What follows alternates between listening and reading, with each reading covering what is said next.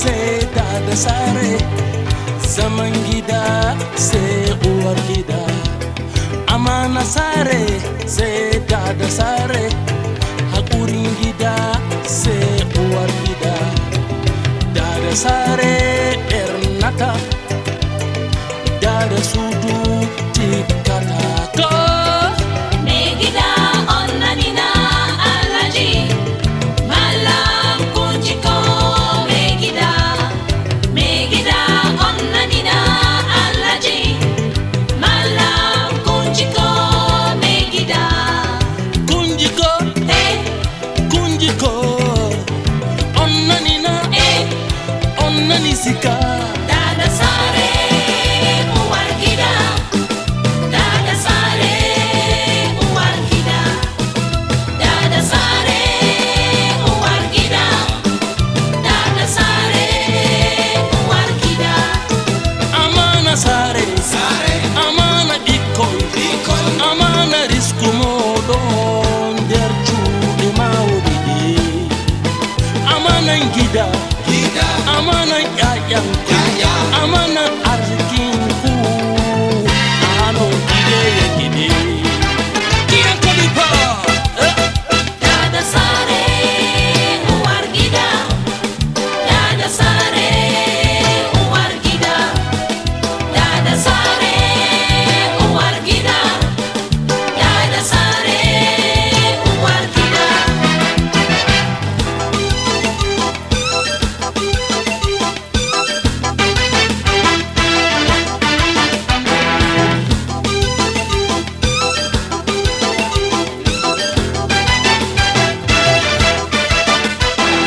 Why kolo, Why kolo, why kolo am. why kolo am. To dem mawadi on ido, Why kolo, nangi wadi on tato.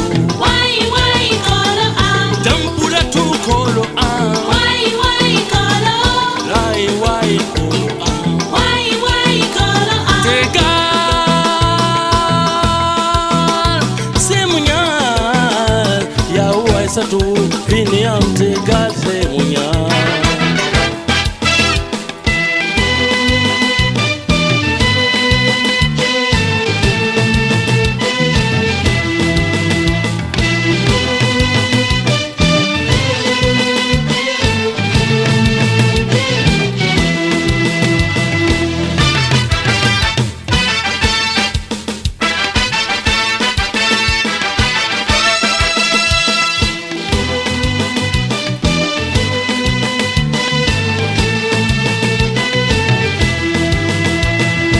Vivez les femmes mariées.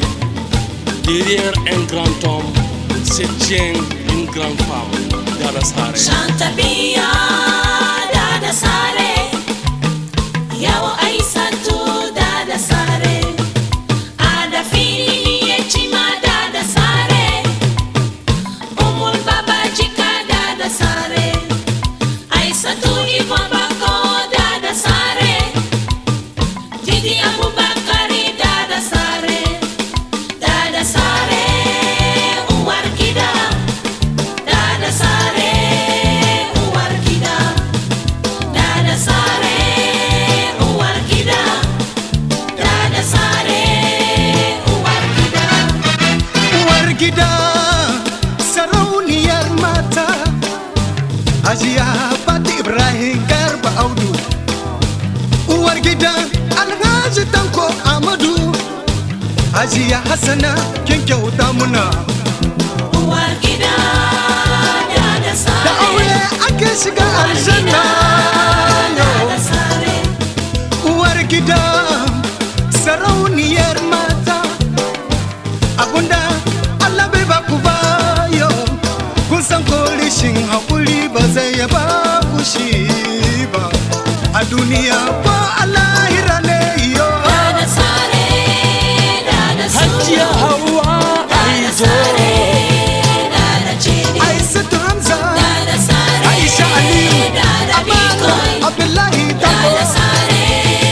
Dada Yamdu. Tegal semunyal, tegal semunyal, tegal semunyal, tegal semunyal. fini mi yetti Allah mi yettima wallugo ya